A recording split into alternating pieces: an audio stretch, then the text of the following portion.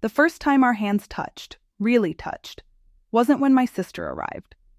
It was weeks before, in the dim kitchen light at 11:42 p.m., when my husband reached across the table and brushed his fingers over mine. Not holding, not grabbing. Just a slow, deliberate slide along my knuckles as he said, "Okay, invite her." His voice was quiet, steady, the same tone he used when he promised forever years ago. But this time it carried something heavier. My skin prickled under his touch, warm and sure, and I felt my breath catch. I didn't pull away. I let his thumb trace the edge of my palm, slow circles that made my pulse jump. I nodded once, afraid that if I spoke, the moment would shatter. His eyes stayed on mine, calm, searching, and in that silence I understood. He wasn't just agreeing to a house guest, he was agreeing to whatever came next. I sent the message to my sister right after. My fingers shook on the screen. When she replied, "Are you sure?" I typed yes, without hesitation. My husband watched from the couch, his hand still warm where it had rested on mine moments before. He didn't speak again that night. He just pulled me close in bed, his arm around my waist, lips brushing my shoulder in the dark. It felt like goodbye to the quiet life we'd built, and hello to something alive and uncertain. My name is Sarah. My husband is Mark. My sister is Lena. She's 2 years younger, always the restless one. New cities, new jobs, new loves that never lasted. I was the steady one. Mark and I had routines, coffee at 7, his hand on my lower back as we walked to the car, quiet evenings where we'd read side by side, thighs touching under the blanket. Safe, predictable, comfortable, but comfort can start to feel like a cage. Lena's text came late one night. "I don't feel like I belong anywhere anymore." No emojis. Just those words sitting heavy on my phone. I stared at them while Mark slept beside me, his breathing even, chest rising and falling under the sheet. I watched him, solid and kind, and wondered why peace suddenly felt so small. The idea slipped in quietly at first. What if she stayed with us, just for a while, to help her find her feet? I told myself it was kindness, sisterly love, but deep down I knew it was more. A spark of curiosity. What would happen if I let something unsteady into our steady world? I tested the water days later while we washed dishes. Soap bubbles popped between us. "What if Lena came to stay?" I asked, keeping my voice light. "A few weeks, maybe." Mark didn't pause. "She's family." My heart thudded. That should have been the end. But I pressed. 3 nights later, same kitchen, same soft light. "She sounds lost," I said. "She needs more than a couch. She needs us." He turned off the faucet. Water dripped slowly. He looked at me, not angry, not confused, just listening.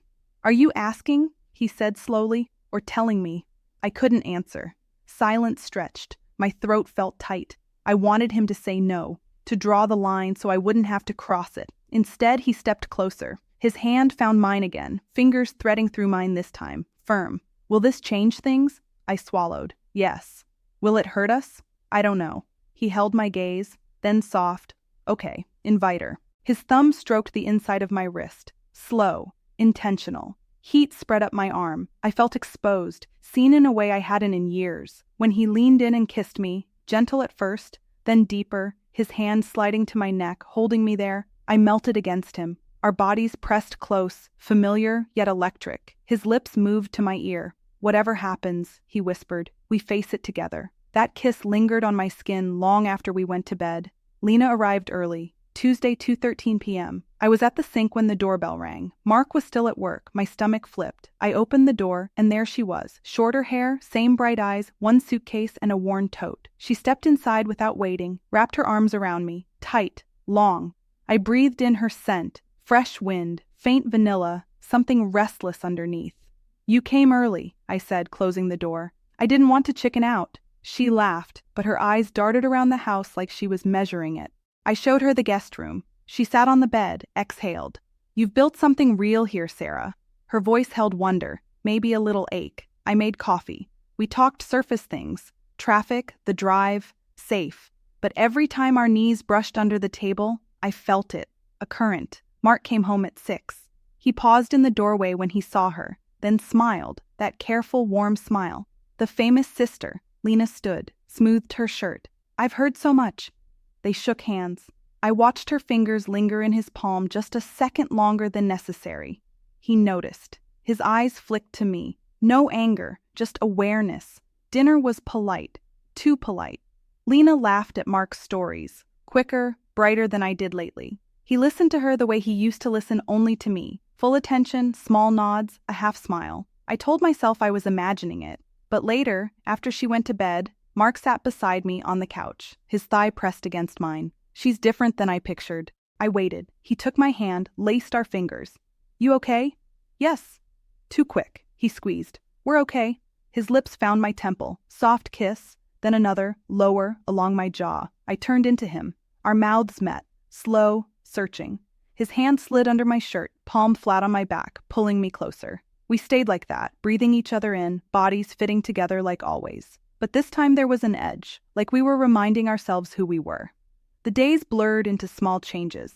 Lena woke early, made breakfast. The smell of coffee pulled Mark downstairs sooner. I'd find them at the table, heads close over his phone, laughing softly.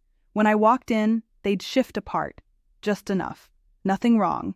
Everything charged. One morning on the porch, I stepped out with my mug. They sat side by side, bare feet on the cool wood, coffee steaming. Sunlight caught in her hair, on his forearm where it rested near hers.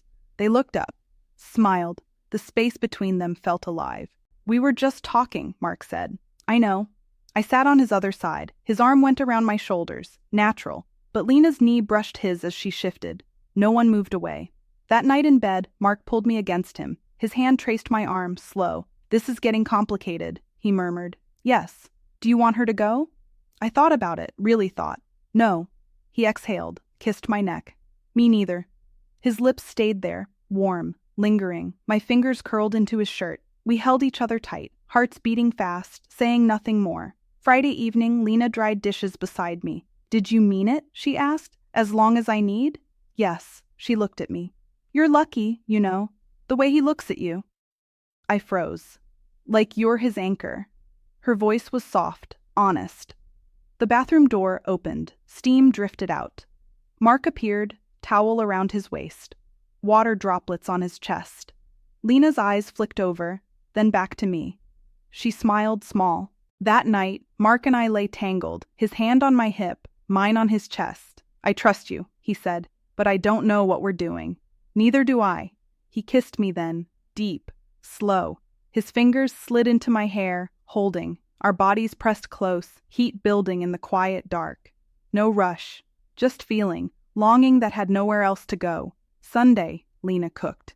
Music low, wine poured freely, laughter came easy. After dessert she stretched, arms above her head. Shower time. When she left, Mark let out a breath. Complicated, he said again. I nodded. He reached for my hand across the table, thumb stroking my wrist. Same as that first night. My pulse jumped. Lena came back, hair damp, in my robe. Soft terry, too big on her. She paused when she saw us. Am I interrupting? No, I said, my voice steady. She sat between us on the couch. Close, not touching at first. Then her shoulder brushed Mark's. His arm rested along the back, fingers near her hair. Mine found his other hand. We sat like that. 3 points connected quietly. No one spoke. The air thickened, warm, heavy with what wasn't said. Lena turned to me, eyes searching. Thank you, she whispered. For this? I didn't answer, just squeezed Mark's hand. Later I stood. I'm going to bed. They didn't follow right away. In the dark bedroom, I listened. Soft voices drifted up. Murmurs, laughter low, then quiet. I waited. Footsteps on the stairs, 2 sets, hesitant. The door opened, Mark first, then Lena behind him. He came to the bed, sat on the edge, took my hand, kissed my knuckles. Slow. We talked, he said softly. Lena stood near the door, robe loose, hair still damp. Mark looked at me. We don't have to do anything, but if we want, we can see. My heart pounded. I sat up, reached for her hand. She stepped closer, her fingers cool in mine. Mark shifted, made space. She sat on the other side of me. We stayed like that, hands linked, breathing together. No hurry. Mark leaned in first, kissed my cheek, then my lips. Soft, familiar. I turned to Lena, her eyes wide, uncertain, wanting. I brushed hair from her face, leaned in. Our lips met, gentle, tentative, a first. Sweet ache. Mark watched, then joined. His hand on my back, hers on my arm. We moved slow, touches light, fingers tracing arms, shoulders, necks, lips brushing skin, holding close. No words needed, just feeling. Longing answered quietly, bodies close, warm, hands exploring softly, along spines, waists, thighs, kisses deepening, breath mingling. We stayed wrapped together through the night, not rushing, just being, touching, holding, letting the tension that had built for weeks finally breathe. In the morning light, we lay tangled, arms over waists, legs entwined, heads on shoulders. No one spoke of forever, or endings, just this moment, and the quiet understanding that we'd opened a door none of us wanted to close. I don't know what comes next, but for the first time in years, I don't feel safe. I feel alive.